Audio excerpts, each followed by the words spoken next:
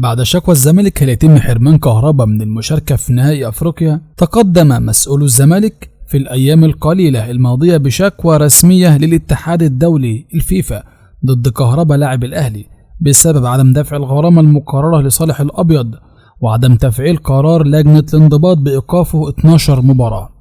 وكشف مصدر عن موقف كهربا من المشاركة مع الأهلي في نهائي أفريقيا، وقال المصدر: سيشارك كهربا بشكل طبيعي مع الأهلي أمام الوداد المغربي في نهائي دوري أبطال أفريقيا. وأضاف: اللاعب لديه حق الاستئناف عن طريق المحامي الدولي من تاريخ تلقي الحيثيات، وحال تقديم استئناف سيوقف تنفيذ الحكم الصادر مؤخرا من الفيفا.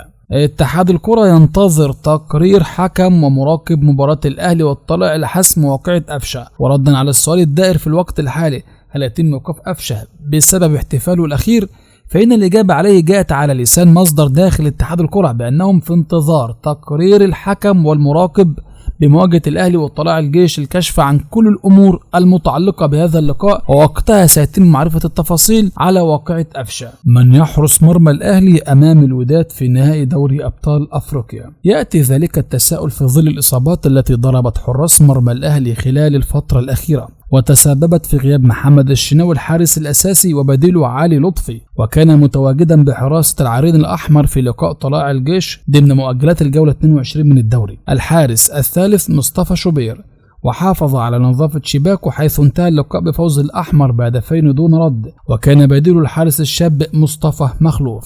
ومن المفارقات أن مصطفى شوبير تعرض لإصابة قوية بعد تدخل من إسلام محارب لاعب طلائع الجيش، وتعرض لجرح قطعي في الجفن العلوي، وتم وضع لاصق طبي له، واستكمل المباراة بصورة طبيعية، وسيخضع لفحص طبي جديد خلال الساعات المقبلة للمزيد من الاطمئنان على حالة اللاعب.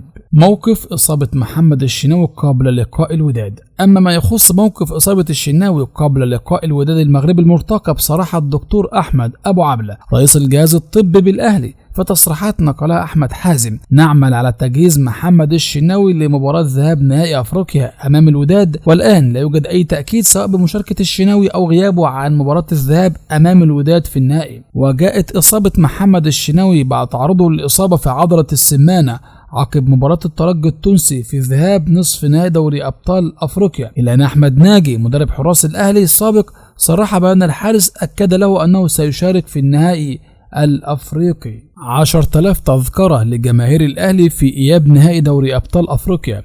كشف مسؤول ملعب استاد مركب محمد الخامس الذي سوف يستضيف اللقاء المرتقب الذي يحل فيه الفريق الأول بالأهلي ضيفا على نظيره الوداد المغربي والمحدد له يوم 11 يونيو القادم في إياب نهائي دوري أبطال أفريقيا، عن تخصيص 10,000 تذكرة لجماهير النادي الأهلي خلال مباراة الإياب في نهائي دوري أبطال أفريقيا.